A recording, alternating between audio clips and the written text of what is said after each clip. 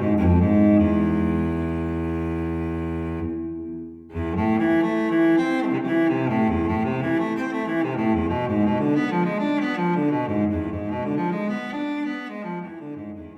afternoon.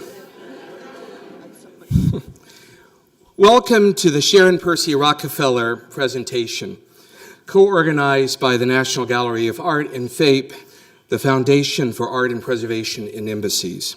I'm Eric Motley, the Deputy Director here at the National Gallery of Art, and I take great pleasure in welcoming all of you to your own nation's gallery.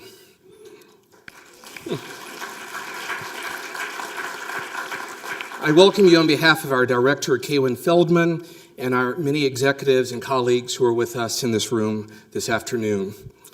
The National Gallery of Art and FAPE have a long-standing relationship and share common goals in preserving gifts for our nation and promoting art and culture to diverse audiences all across the country and world.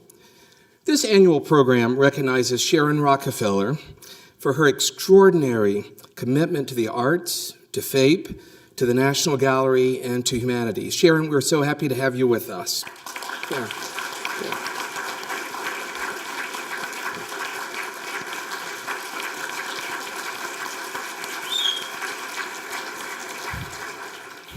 From FAPE, we would like to thank Chairman Joe Carroll Lauder.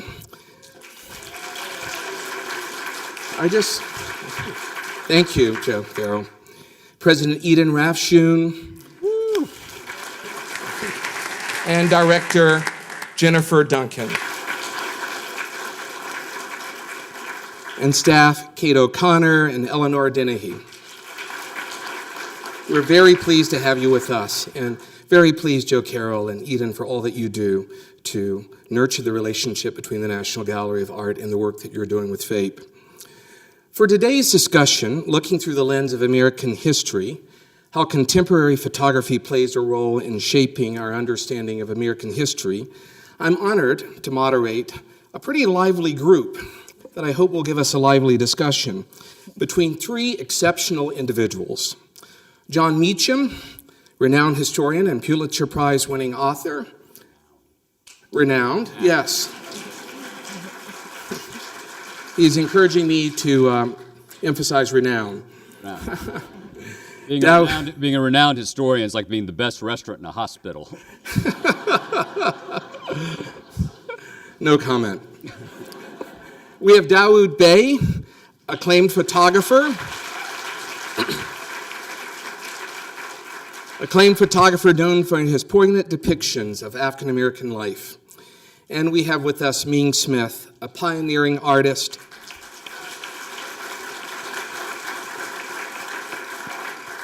I need not to introduce you, they all know you so well. A pioneering artist celebrated for her powerful, often surreal exploration of culture and identity. Today's discussion will focus on how photography, contemporary photography specifically, documents more than history, but how it shapes our understanding of history. We'll explore with Dawoud and Ming how they use their cameras to confront historical realities. And Jon will, of course, bring us great historical perspective of how we share these thoughts throughout time. Yes, the renowned Jon will help us. Yeah.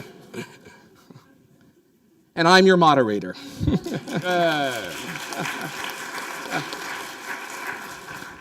Mark Twain said that history doesn't repeat itself, but it rhymes.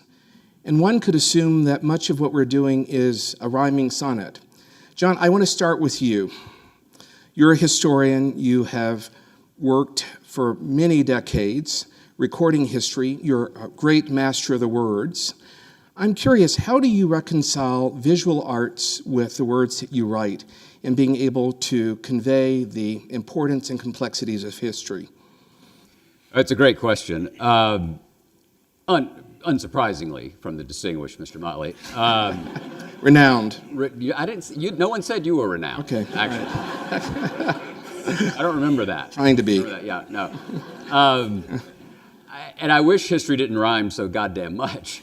That's one thing we're living with now.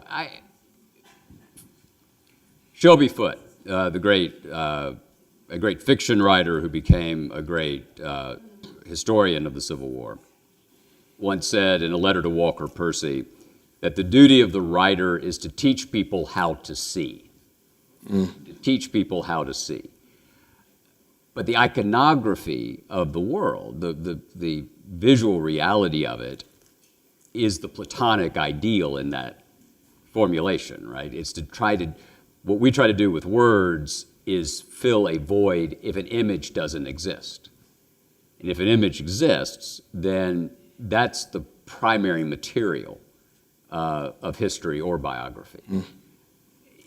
It's no mistake that the great protest movements of American life took long eons to find fruition.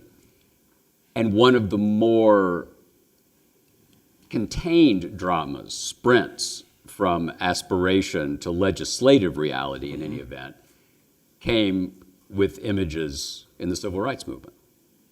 We didn't have that many images of the toll of slavery.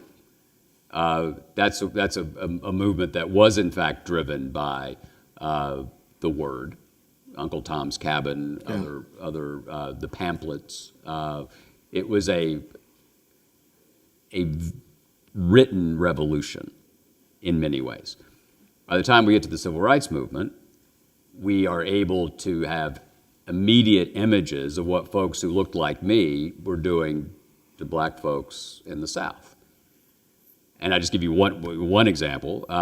Sunday, March 7th, 1965, John Lewis and Hosea Williams are leading that group of marchers across the Edmund Pettus Bridge. They're attacked by Alabama troopers and national possemen. The imagery goes to the local TV stations. ABC breaks in for the first time in a couple of years with a breaking news bulletin, and they interrupt the broadcast premiere of Judgment at Nuremberg. The irony was not lost on anyone. Jack-booted authorities were dominating a minority, and you saw it. And I know the people who were there covering it. Like many of us, I've been honored to sit with Congressman Lewis and others and hear them talk about it. But if you see it, it's a whole different thing. So to me, the visual imagery of history is the beginning of the story. You take us to 65. I want to take us to 63, Dawood Bey, extraordinary Dawood Bey. You give us this incredible image here. It's from your Birmingham project, and you profoundly juxtapose a woman and a young child, imagining what could have been in her life had she not been horrifically killed in 1963 in Birmingham at 16th Street Baptist Church.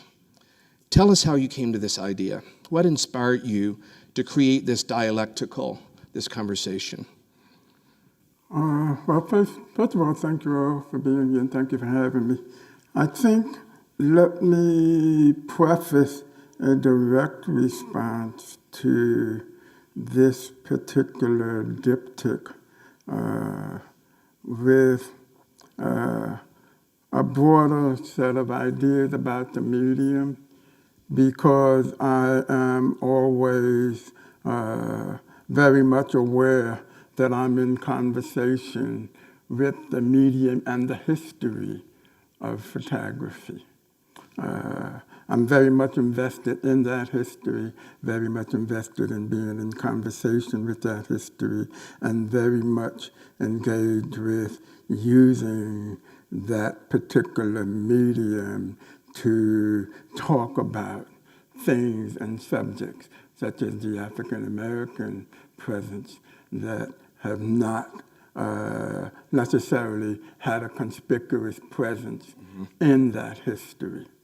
That is, in a way, my intervention into or my contribution to that history.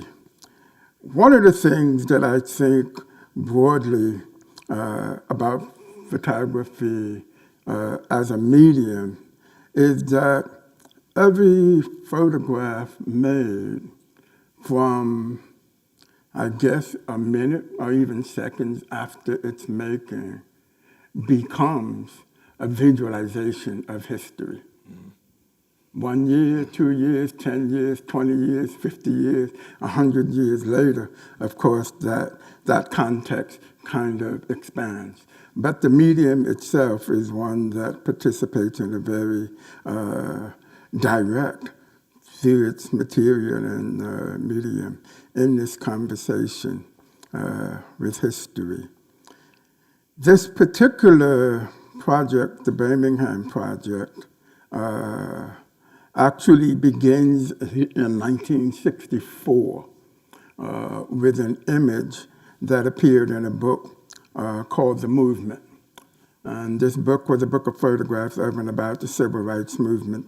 It was published by SNCC, the Student Nonviolent Coordinating Committee, and they had commissioned Lorraine Hansberry, the writer and playwright, to write a text to weave these pictures together into a narrative form. My mother and father brought that book home when I was 11 years old.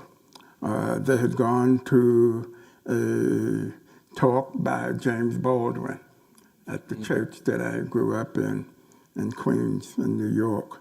And there was a reception afterwards, and this book was being sold. It was a fundraising vehicle for the organization. And they didn't tell me when they brought it home, you have to look at this. I was 11 years old. Had they told me that, maybe I would have looked at it. But probably not right away. They just left it where I could get at it. I was obsessed with reading. I loved books. I loved to read. And they knew that if they left it someplace visible, I would find my way to it. And there were a lot of horrific photographs in that book, including the first lynching photographs that I ever saw. But there was one photograph in particular that really seared its way into my psyche. And it was a photograph of a young girl, Addie Mae Collins, who was the sister of Sarah Jean Collins, who was one of the girls who had been killed in the dynamiting at the 16th Street Baptist Church. The photograph was a photograph of this young girl lying in a hospital bed, wounded in the aftermath of the dynamiting. She had been there, but she was further away from the force of the explosion, and so she was wounded and not killed. And she was laying in a hospital bed in this photograph by a photographer for Life magazine, Frank Dandridge. Yep. And she has these heavy gauze bandages on her eyes. And I looked at that photograph when I was 11 years old, not fully intuiting that she was very close to the same age that I was, which is probably what gave that image such psychic force. And I never forgot that photograph. 40 years later, I was asleep, and I sat bolt upright in bed. I thought that expression was just an expression to sit bolt upright. Yeah. It's not. Yeah. And I sat bolt upright in bed, and what came flashing back to me was that image of that girl. Right. And so I knew I had to go to Birmingham. I had no idea what I would do, but I knew that I needed to go there and somehow find a way to make work that was adequate to the trauma of that history. And so after multiple visits back and forth to Birmingham, I'd never been there before, didn't know anyone. I decided that I wanted to make photographs of those 6 young African Americans who had been killed that Sunday.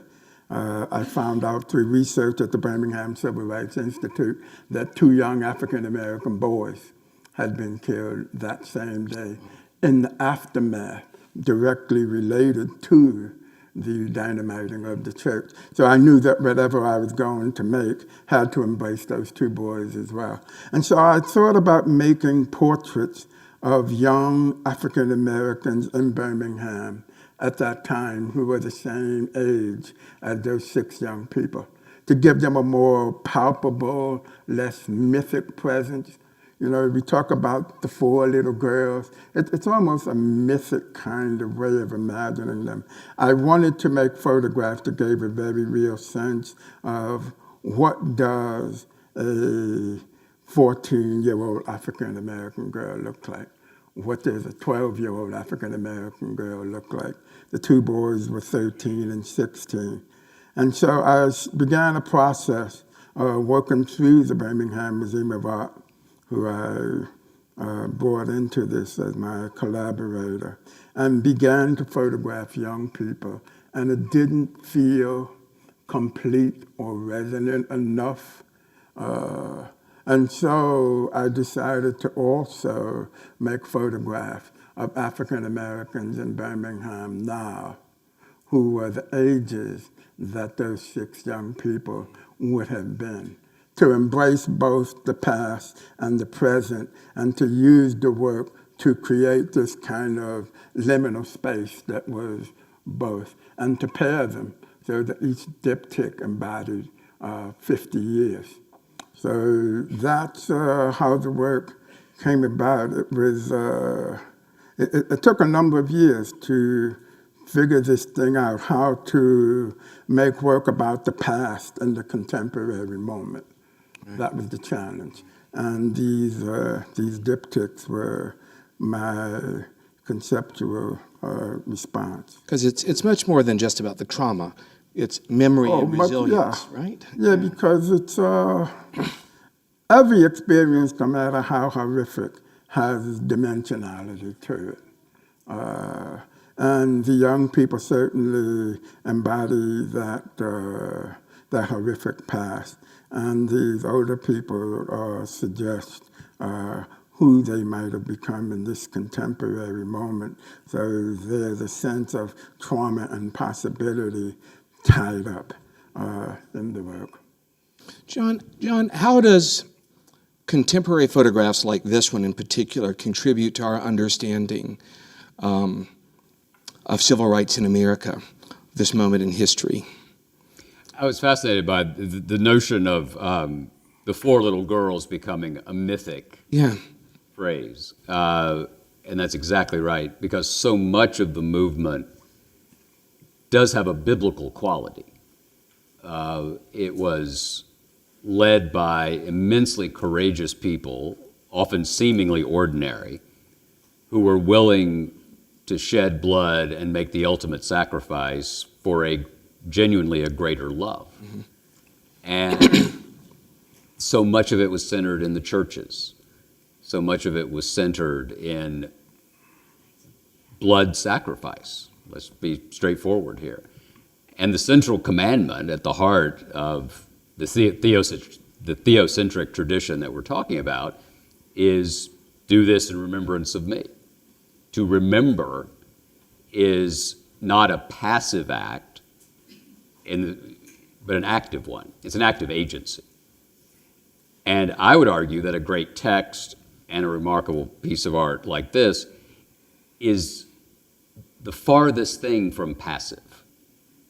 There's a remarkable conversation going on just looking at that right now. Yeah. And so it's tactile. And history at its best, when it's told well, becomes tactile because it's not clinical, it's human. You know, Dawood, you used the term intervention, that you decided to intervene in this moment in history to be able to help tell this story. How do you know when to intervene? Well, I think for me, all of the work that I have done, even going back to my earliest project, Harlem, USA. Right here. We'll go right to that image. Yeah, is rooted in my own personal history. And that's become more explicitly the subject as I've continued working. my fundamental reason for being in Harlem is that my mother and father met there. No Harlem, my mother and father don't meet, and I'm not here talking to you. Yeah. You know? So Harlem is kind of foundational to my narrative. Harlem, USA was about going back to this place of my own personal history, because when I was born, they left Harlem, but we still had a very deep connection to it, and wanting to revisit through the medium of photography my relationship with this place. This piece here is 40 years later, Harlem Redux, in which I've gone back to Harlem to look at the way the physical landscape of Harlem is being transformed at that particular moment by the forces of globalization and gentrification, and how that begins to reshape both the social and the physical landscape and geography of a community. So again, it's standing in the present, wanting to look back to a past and to raise questions about the contemporary moment.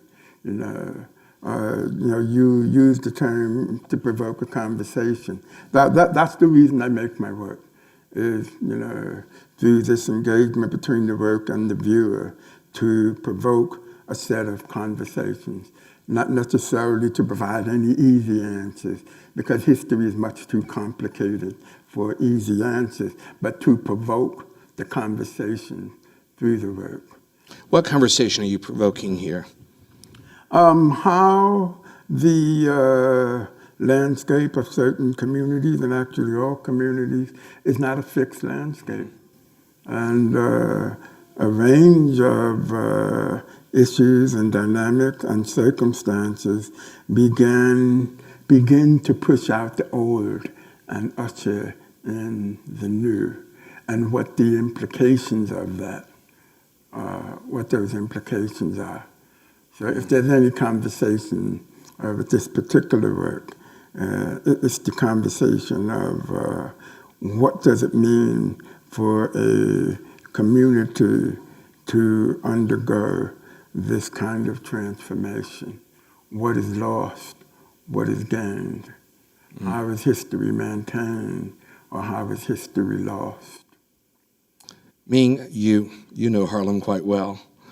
I have questions for you later, so don't. But does this prompt any thinking here for you?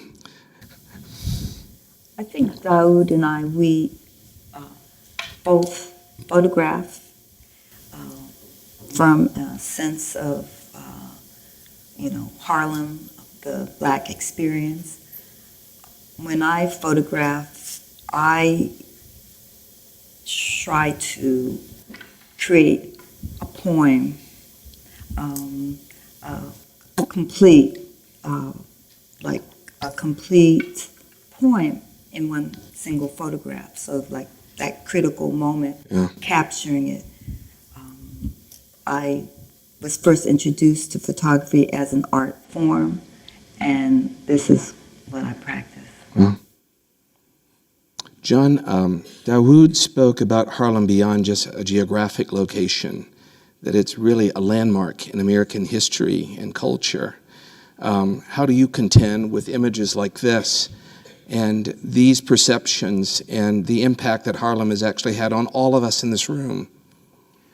Well, there are a few places in America where you simply say one word and it evokes every kind of image, right? In the context we're talking about, sort of the tumult of the middle to late 20th century, if you say Dallas, you don't think JR, you think the tragedy of, Eric does, but you think about the assassination. Yeah. Right? If you say Memphis, you think about Dr. King at the Lorraine Motel. If you say Birmingham, it very clearly evokes a period where both together with Montgomery, Alabama, the entire nature of the soul of the country was on trial. And I can't really, whenever I say overestimate or underestimate, I'm reminded of when George W. Bush said, misunderestimate. So I never get it quite right. I don't want us to misunderestimate how important. Anyway. I'm pretty good at that too. Are you? Yeah. Right. Yeah. I'm very big in assisted living facilities. They slot me in between Murder, She Wrote and Wheel of Fortune, and I do that. Right. But think of how different the civil rights movement would have been. I'm just going to stick with that because it's really a kind of photojournalism that we had not seen except in really World War II in terms of epic historical events. How different it would have been without the fire hoses, without seeing it. Do you think that was the first time Alabama authorities were using force against folks? It's the first time you saw it. And if you don't see it, it's a tragedy of human nature. It's a tragedy of history. That if you can't see it, it's not as real. And I'm a guy of the word. That my children don't let me take pictures with my phone. I'm so bad at it. But I know that an image, there's an immense, if I can ask a question to you, there's an immense responsibility that you all have in a way that writers, I think we like to think we have the power to provoke, but an image is, however intellectual the process of getting to it and of rendering it, the immediate impact is not intellectual. It's emotional. Would you agree with that? Mm-hmm. Mm-hmm. So you have an immense amount of power. Because I can write paragraph, to be sure, blah, blah, blah, I can do that forever. But an image endures in a way that, I hate to say this, and it undercuts my business model, that sentences don't. Mm-hmm. They just don't. And so it's a long way from Harlem. But Harlem is I was reading some Baldwin this past week. It's just incredible. It's an amazingly rich, and it's a gift to the country that continues to shape them. Yeah. John, I want to challenge your way of thinking for a second. You are the man of the word. How do you communicate with the images? How do you go about selecting the images that supplement your language in your biographies? And do you start with the image, or is the image the idea that prompts 77 years ago? I shouldn't give you that much credit. I think that's fine. Okay. Well, the image did. Let's talk about him. Abraham Lincoln was able to write the way he wrote about the war because it was unfolding right across the river. He heard the cannons of the South. He smelled the gunpowder. Walt Whitman was a hospital worker here in Washington, within 6 blocks of where we're sitting. This was not drone warfare. Abraham Lincoln, in a war that killed 750,000 Americans, understood the tactile nature of it. One of the first casualties of the war was someone he had known from Illinois, who was killed by a Confederate tavern keeper in Alexandria, shot him with a shotgun because he knew he was a Federal. They were already calling them Federals then. So Lincoln had experienced it. He had not seen the Matthew Brady stuff yet, right? So the images of Antietam, that's essential in the unfolding story of photojournalism, so to speak. But he experienced it and then rendered it. You're asking an interesting question, which is, can you render something do you need an image to do it?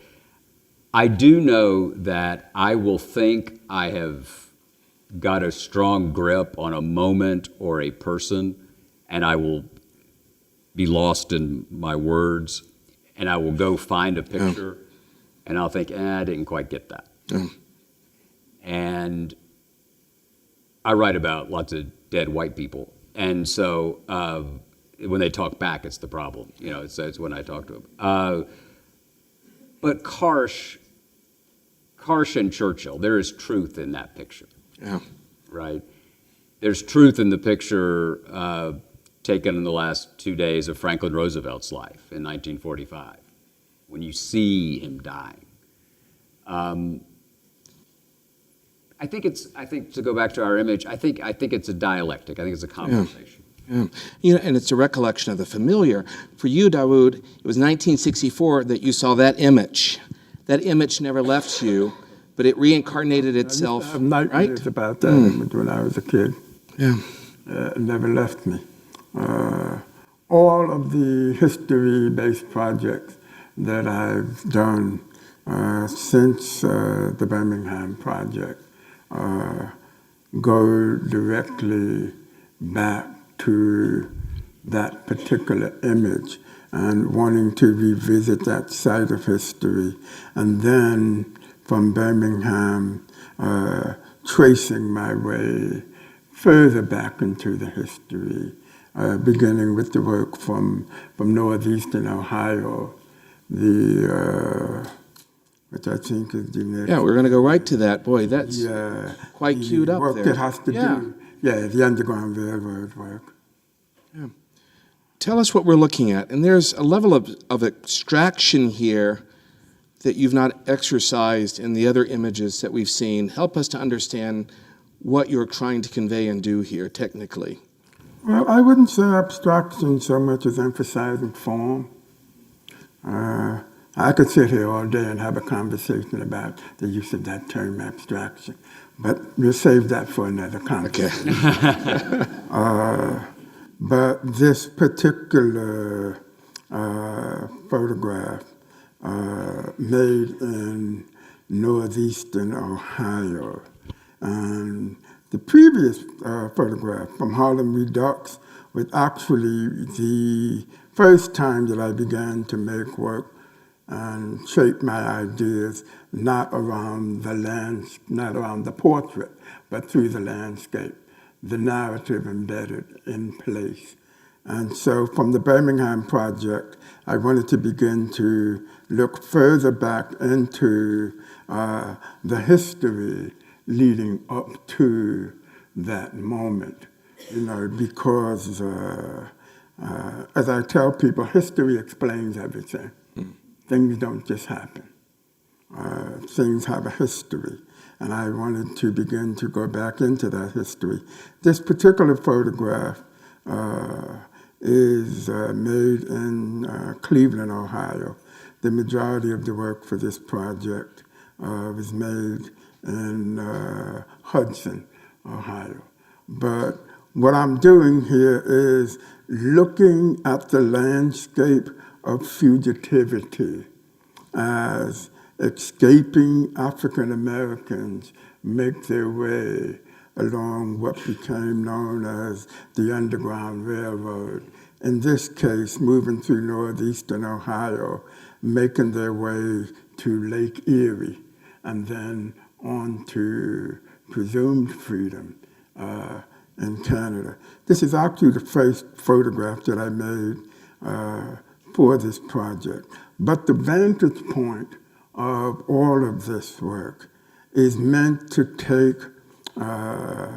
to shift the positionality of the black subject from being in front of the camera, and the viewpoint and the vantage point meant to give us a sense of looking at this landscape as if through the eyes of those fugitive African Americans moving through this landscape under cover of darkness.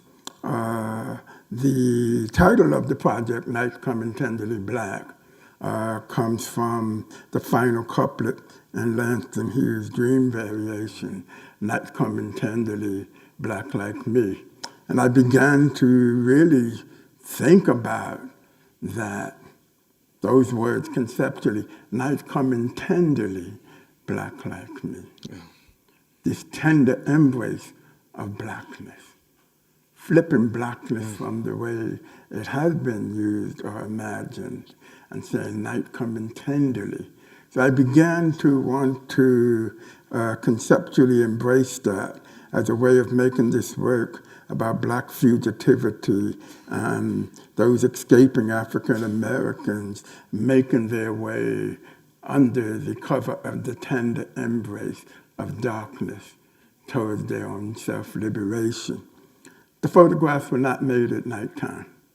This is a complete manipulation of the medium that takes its inspiration from the work of Roy DeCarava.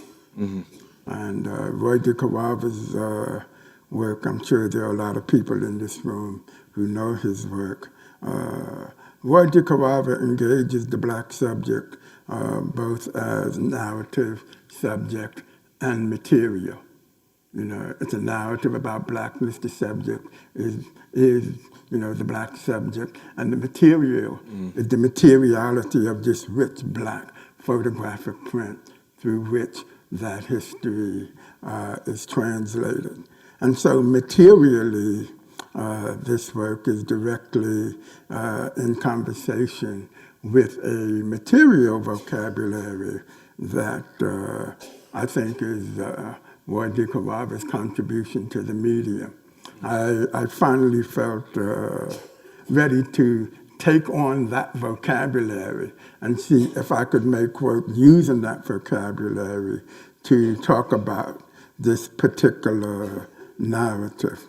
Of course, you know, when I say that I'm always in conversation with the history and the medium, even as I'm the one making this photograph, I can't look at the photograph and not think about Paul Strand's white picket fence. Yeah. And the place of the white picket fence, both within American social culture and within the history of the medium itself. So there are all these kinds of layers of engagement, but the work is meant to move the viewer through this, I would say, imagined or reimagined space of fugitivity, because the Underground Railroad of necessity was not documented. It was unknown. So the photographs are made within a geographic proximity of some of those sites which were known. And then I kind of reimagined the others, because in order to get from here to there, you have to pass through here. Yeah. So that determined the location.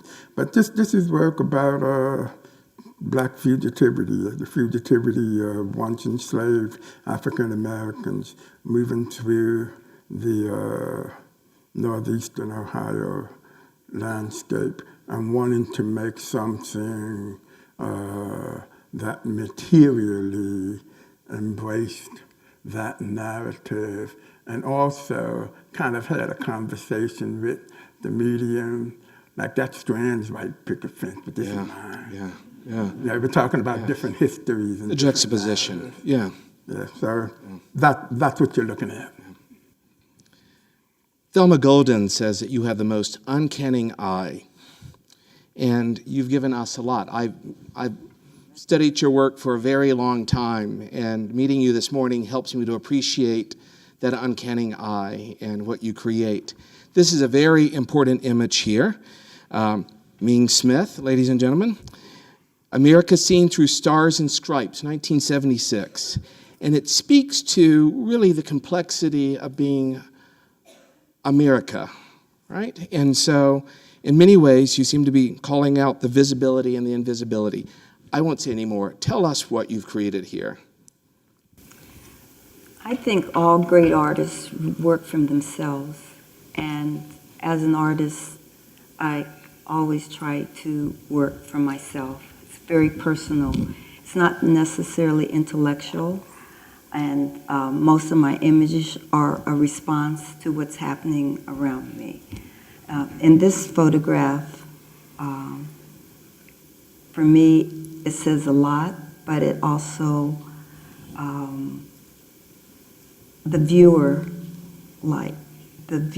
I want the viewer to contemplate or to think or to dream from one image.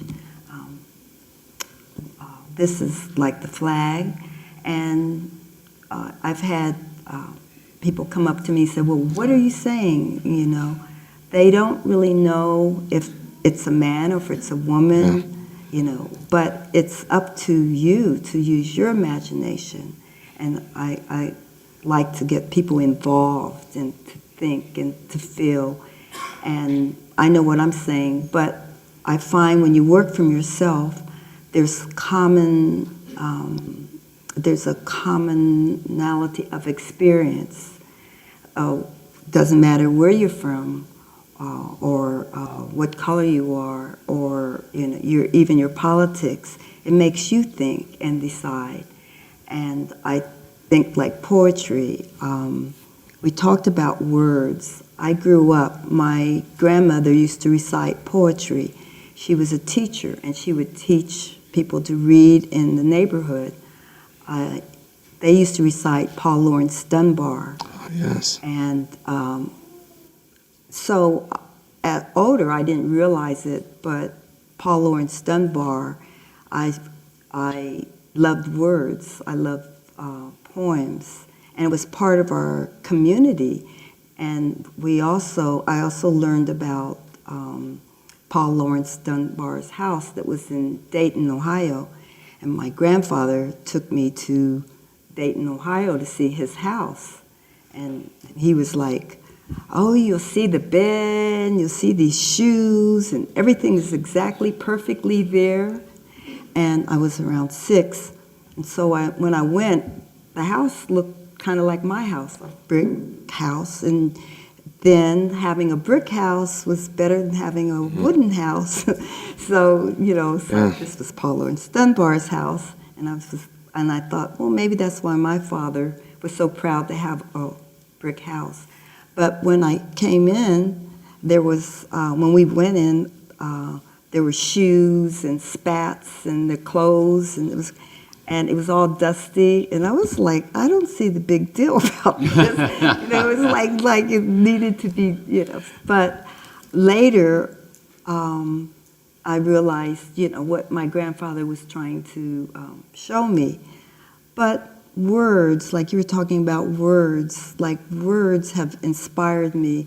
I have bodies of work in The Invisible Man and August Moon, which is inspired by August Wilson's words.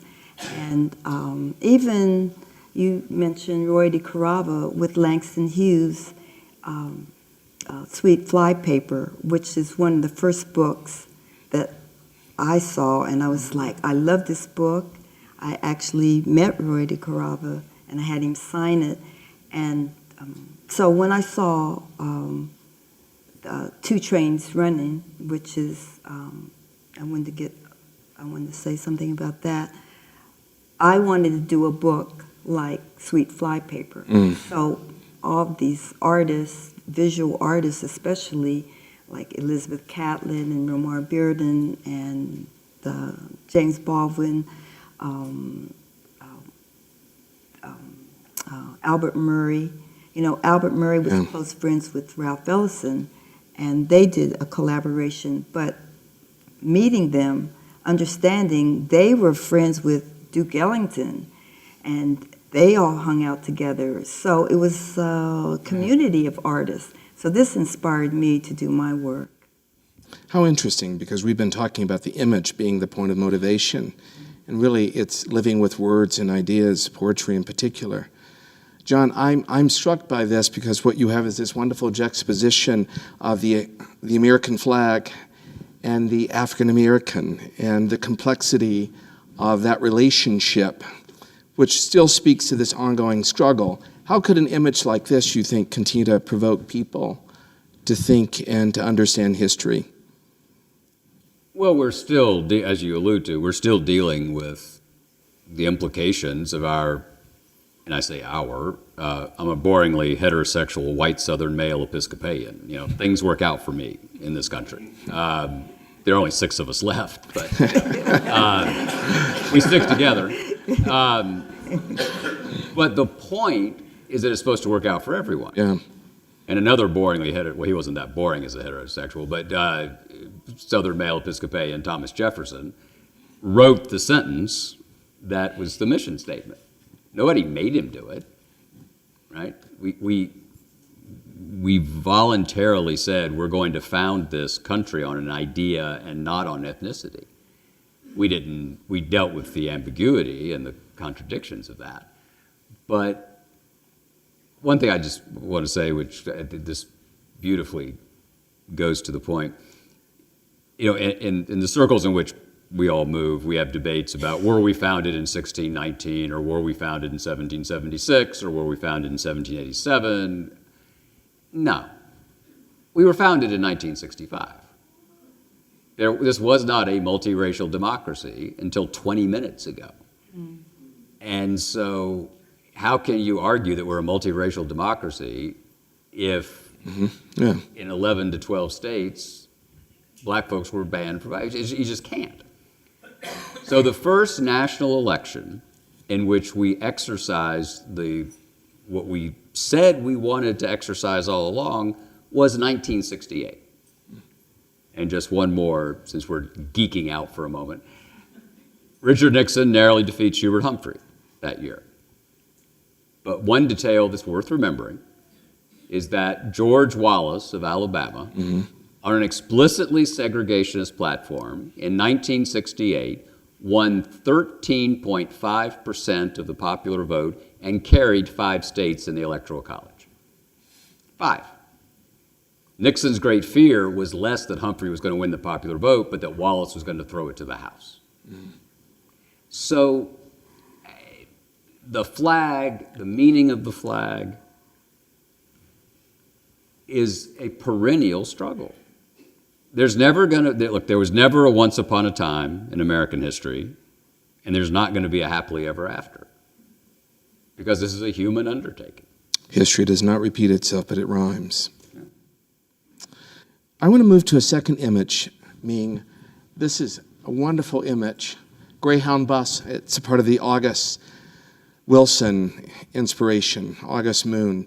Tell us what we're experiencing and what inspired this image. I was invited to see 2 trains running. That was called 2 Trains, one by August Wilson. It was a Broadway play. And when I saw the characters and heard them and the actors portrayed them, I was moved. I said, these are the same characters that I grew up with. And so I decided, it was inspiration, just to go on a Greyhound bus and go to Pittsburgh to photograph August's place. I photographed the characters that I thought might be the characters that he talked about, like he had Aunt Esther and the pool players and the cooks, and these were his characters. So I went and actually I had called his sister, and he wasn't there but she showed me his first dreaming place, and she also gave me his recipe. He said every Thanksgiving he would call her and ask her for her recipe for sweet potato pie. And I always, so I think of him as that. And is it good? Mm-hmm. Yeah, I did. It was like it was a recipe for 7. So I would make 7 pies. And I remember it was the most depressing Thanksgiving I had, because I had made these 7 pies and I had just broken up with my husband, my ex-husband, and I had all these pies and I had Thanksgiving dinner and no one showed up. I had these pies, so I gave all my nieces. It was really just a passing question, sorry. Okay. John, you should have asked. You still have the recipe. We can do therapy later. Yeah, but it's a precious moment, because that's how my work is. It's all coming from my life with with my images, what I wanted the most is to photograph the humanity and the love in the Black community. I didn't see a lot of images like that, and there was always violence. There's always still going on, but there was the community was rich, and there was love there, and there was teaching and fellowship and community, and basically my images. That's what I addressed. In this image particularly, when I thought how uncanny this was, because my grandmother, when I was born in Detroit, Michigan, and she and I took a bus to Columbus, Ohio, on a Greyhound bus. And I remembered this moment. I was like 4 and a half, but I remembered because when we hit the spot, Columbus, the lights came on, and she was like, "Oh, we're here," and she took me off the Greyhound bus, and I left my doll. And it was, that was the only doll I had, and I remember that moment. So when I saw this grandmother with her 2 children, and they had dolls, I took that photograph. I went through all of these images in this series, and I chose this image because my grandmother, who raised me, we would take a road trip on the Greyhound bus every year from Montgomery, Alabama, where I grew up, to visit relatives in Atlanta. And so really this is about migration, it's about memory, it's about identity, the restoration of the familiar. Very powerful. Thank you. Yeah. And this shared memory, this photograph, like you bringing like moments where you share that moment, remembering, that's my aim for my work. It's like I want other people to go to the beauty, the humor, the love, It's the conversation. Yeah. You're an incredible visual storyteller. Tell me about this one last image. This is real and unreal. He was real and unreal. Actually, he was a cult figure, and I'm very interested in dance and Black dance, like Katherine Dunham and Zora Neale Hurston. And so he basically, when this was taken, he was a cult figure. And I had one of my friends, my girlfriends in my dance class, she said, "I'm thinking about dancing with Sun Ra." And she said, "Will you come down with me?" So I was like, "Oh, okay." She said, "Don't forget to bring your camera." So of course I was going to bring my camera. And that's how I arrived at this image. And I say that to say that I didn't always think that spirit, or it's just like you're supposed to be somewhere or take images, they're given to you. And I went with her and I took this photograph, but I did this out of friendship. I took this image not because Sun Ra was Sun Ra, I took it because it was my friend and I wanted to live this moment. Yeah. That's how that was taken. Yeah. And it's called Space is the Place, which is one of his music. Yeah. Look, we have very little time left. I'm still trying to, I saw Diana Walker here, who's a great American photographer. Diana, you're out there somewhere. She worked many years for Time magazine, and she captured the moment. She was documenting a moment. But you're actually imagining and broadening the parameters of history making or storytelling. John, I'm interested, how do we contend with the creative aspect? This is contemporary photography. And so you're taking us back to a place, the Underground Railroad, which is mythologically a place that none of us can truly comprehend, but you've given us the ability to comprehend it. And you've taken us back to a character, an incredible character, a moment in time. How do we live with the documented and the contemporary imagined? Well, you just don't know till you know, right? I sound like Donald Rumsfeld after 3 drinks. Sorry. Stop now. Yeah. Stop now. Yeah. Okay.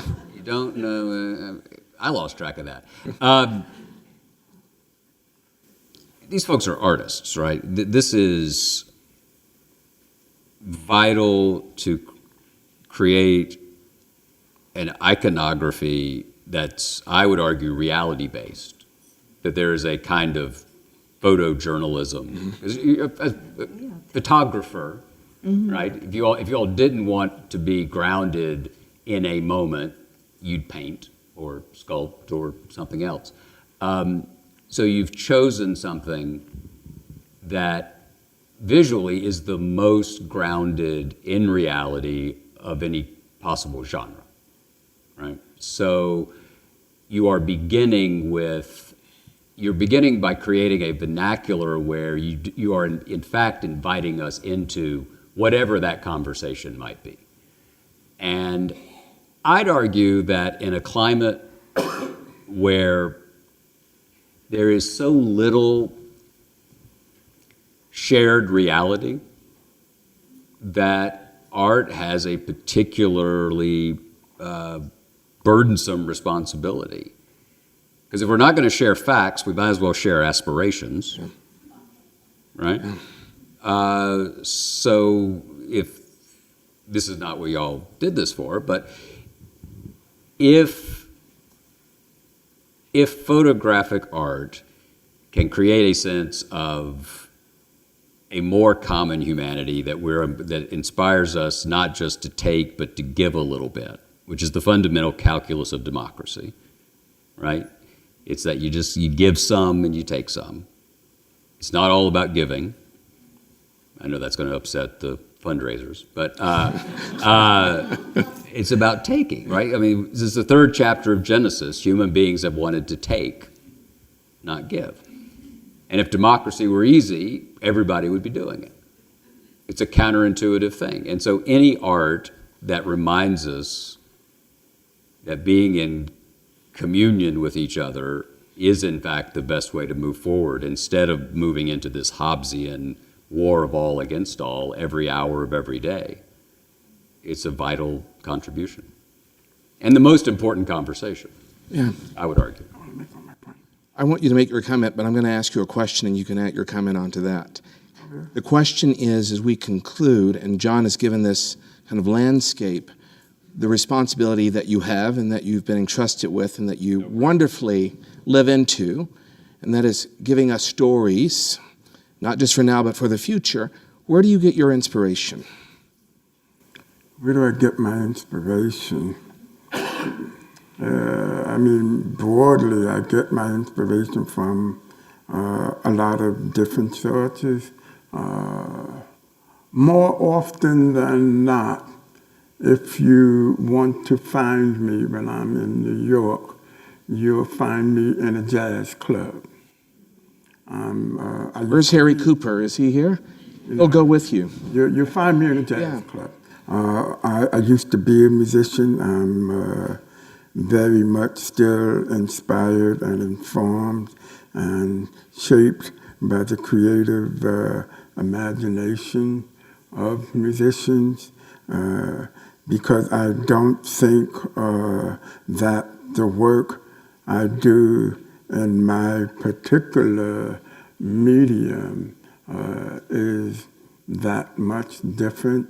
Certainly when you are in a place, whether it's the place of fugitivity or plantations, being there and figuring out a visual response to that certainly calls for a good deal of improvisation. Mm-hmm. You don't know what you're going to do before you get there. Much like jazz music, when jazz musicians are soloing, you understand the parameters, but you don't know what you're going to do until you're in that moment. My parameters are the 4 sides of the conventional photograph, the flat 2-dimensional thing that's a photograph that's transformed optically and materially into something of my imagination. So I take my imagination certainly from literary sources. My project in this here place is titled after a passage from Toni Morrison's Beloved. Obviously, Night Coming Tenderly Black has literary inspiration from Langston Hughes. So I guess I take my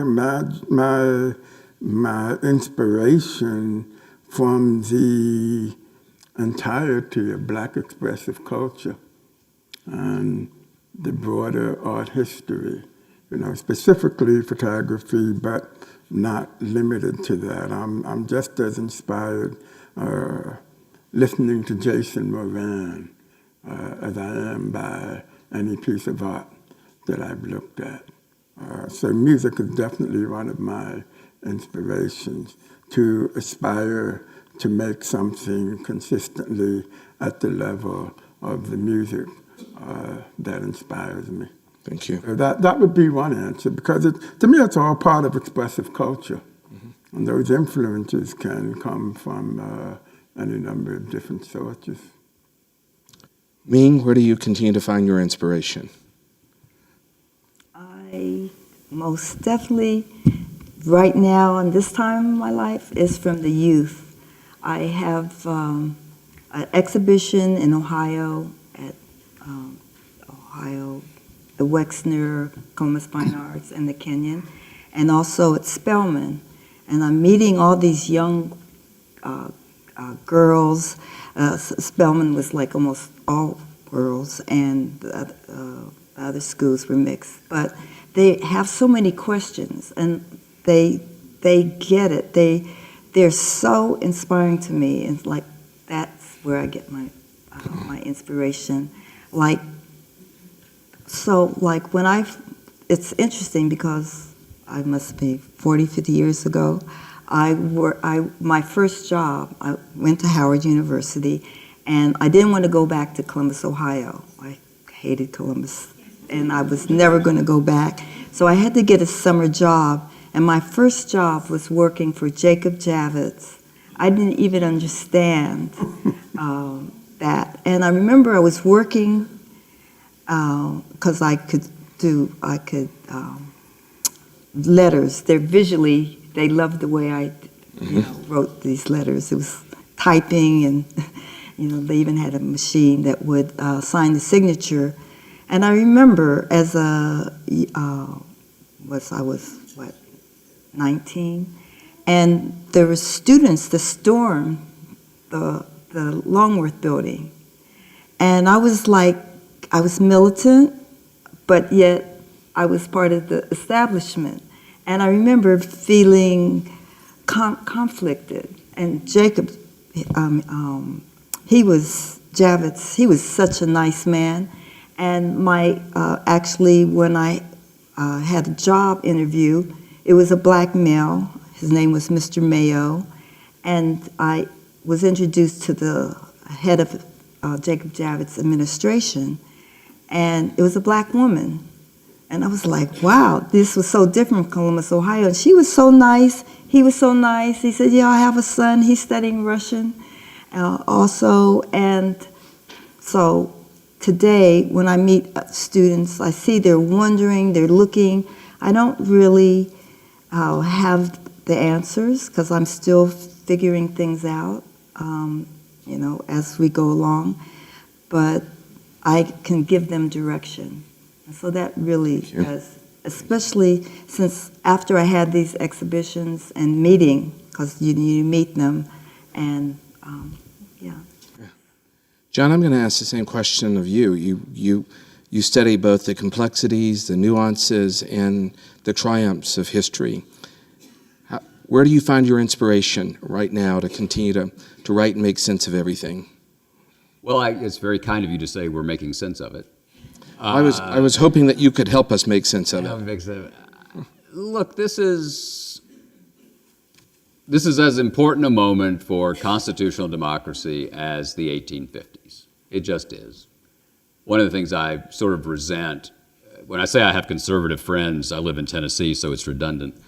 I I resent that the move of one party has made the rest of us who haven't moved into partisans. Right? You followed that bouncing ball. So suddenly, those of us who believe deeply and passionately about the country, but who have attempted to argue that no party can have a monopoly on truth or virtue, suddenly one party has a hell of a lot more of a claim to a monopoly on truth and virtue. And we didn't move. And so the books I've written have, and I have colleagues who disagree with this, would not want to say this about their own work, but the history I've gone back to look at has been doubtlessly shaped by whatever the challenge was in front of us. So I wrote a book about Andrew Jackson during the George W. Bush years, when you had a very vigorous executive president who was trying to reshape the office. I wrote about Thomas Jefferson when we had a tall, intellectual, aloof president who pretended he didn't like politics, but was quite good at them. It's the years. And so there's just been these moments that I think, to me, the moral utility of history is not to make ourselves feel nostalgic for a better past or to feel morally superior to a benighted past. I think if we look up at the past adoringly or down on it condescendingly, we don't do anybody any good. My whole view is that if a fallen, frail, and fallible group of people could make a more perfect union, and they were just as sinful and driven by appetite and ambition as we are, if they could get just enough right, then maybe we can too. Helping to make history accessible and to keeping it alive. We owe many thanks to the three of you. Dawood Bey, Ming Smith, John Meacham, thank you so much for this conversation. Thank you. Thank you. Thank